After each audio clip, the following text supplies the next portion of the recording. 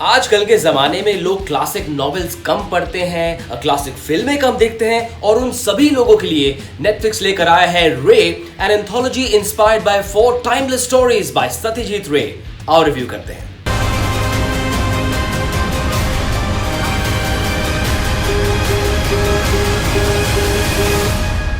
Ego, revenge, N V और betrayal यानी कि अहंकार, बदला, ईर्ष्या और धोखेबाजी जैसी ह्यूमन ट्रेट्स पर बेस्ड इन चारों स्टोरीज की फील एकदम अलग है। सबसे पहली कहानी है फॉरगेट मी नॉट, जिसका सेंट्रल कैरेक्टर है इप्सित नायर नाम का यंग और सक्सेसफुल कॉर्पोरेट हॉटशॉट जो अपने मतलब के लिए किसी का भी इस्तेमाल कर सकता है। He is self centred, he is arrogant, उसे अहंकार है इस बात का कि वो कभी भी कुछ नहीं भूलता, उसे सब कुछ याद रहता है। And then one fine evening he bumps into a girl called Riya Saran who claims to be from his past, a chapter of his life he has absolutely no memory of। और फिर वही जिस बंदे को अपनी याददाश्त पर इतना गुरूर हो, उसकी लाइफ में उस मोमेंट के बाद कोई ना कोई तूफान तो आना ही था। You forgot. No. दूसरी कहानी है बहरूपिया, जिसका प्रोटैगनिस्ट है इंद्रोशीष नाम का एक अंडर कॉन्फिडेंट आदमी who has been pushed around in life, a loner who has been wronged by everyone since his childhood। वो अपनी दादी से इंस्पायर होकर मेकअप आर्टिस्ट बनने का ख्वाब रखता था, मगर वो हो ना सका। दादी मरते मरते इंद्रोशीष के लिए बहरूपी नाम की किताब छोड़कर जाती है। It's a book about prosthetics. Indrashish उस किताब से काफी कुछ सीखता है और अलग अलग लोगों के मुखौटे बनाकर उन्हें पहनकर उन सभी लोगों से बदला लेना चाहता है जिन्होंने उसे सताया था। लेकिन इन अ क्लासिक सत्यजीत रे ट्विस्ट होता कुछ और है। धूल चेहरे पे थी, आईना साफ करता रहा। इस एंथोलॉजी की तीसरी कहानी का नाम है हंगामा Hai Kyon बरपा। It's about a popular गजल सिंगर मुसाफिर अली, जिसे बचपन से है एक लाइलाज बीमारी जिसका नाम है किले पटो। केले पटो, केले नहीं, किले। किले पटो, किले पटो, किले पटो, मानिया। मनिया। क्लेप्टोमेनिया, आम भाषा में बेवजह चोरी करने की बीमारी। अब भोपाल से दिल्ली जाते हुए ट्रेन में मुसाफिर अली की मुलाकात होती है मिस्टर बैग से, जो एक एक्स रेसलर है और उनका सीधा कनेक्शन है मुसाफिर अली के बीते हुए कल से और खुशवक्त नाम की एक घड़ी से।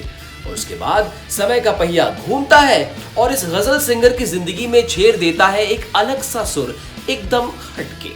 काश रूह को साफ करने के लिए भी दंड बैठक होते जनाब। इस एंथोलॉजी की आखिरी कहानी है spotlight, which is about a Bollywood superstar Vicky Arora who has hit big fame with this one look। वैसे पब्लिक तो इस one look की दीवानी है, but the critics have labeled him one look Vic। ये हीरो ठहरा थोड़ा सा self obsessed, sensitive, and so he decides to move away from this one look and do something हटके। और फिर उसका पाला पड़ता है दिव्य दीदी नाम की एक स्पिरिचुअल लीडर से। इस दीदी की पॉपुलैरिटी को देखकर इस हीरो को हो जाता है inferiority complex.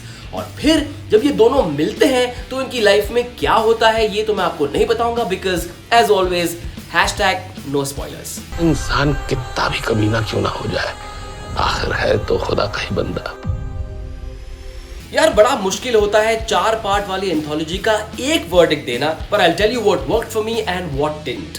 Directed by Abhishek Chaubey, Manoj Bajpayee वाली Hungama Hai Kyon Barpa is my absolute favourite. The screenplay and the setting is such कि आपको लगेगा कि यार आपके सामने कोई प्ले चल रहा है। It transports you into Musafir अली's past and his imaginary world with flashbacks woven so seamlessly। Niren Bhatt की राइटिंग और मनोज बाजपेयी और गजराज राव की डिलीवरी कुछ ऐसी कि आप खुद वाह वाह वाह कर बैठेंगे। कुछ ऐसी लाइनें जैसे कि वक्त स्त्री की तरह होता है, सारी सिलवटे मिटा देता है।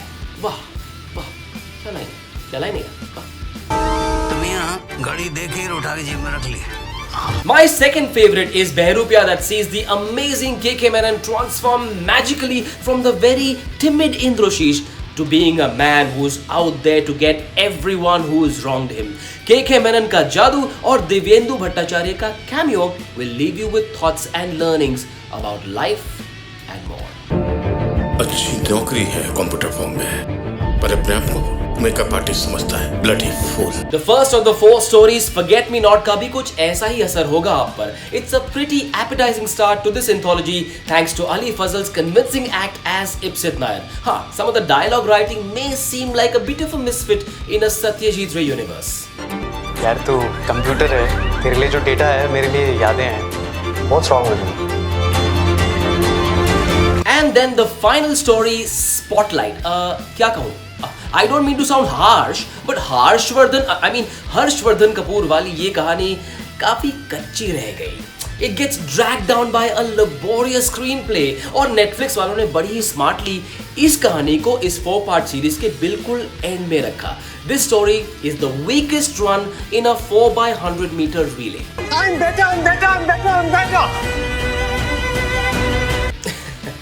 पहली 3 स्टोरीज की वजह से Ray manages to cross the finish line, खासकर उन लोगों के लिए जिन्हें सत्यजीत रे की कहानियों और फिल्मों के बारे में ज्यादा नहीं पता. Despite a time and, Netflix रे इज रीजनेबली बिंज वर्दी. जाके देखो और कमेंट सेक्शन में अपना रिव्यू जरूर बताओ.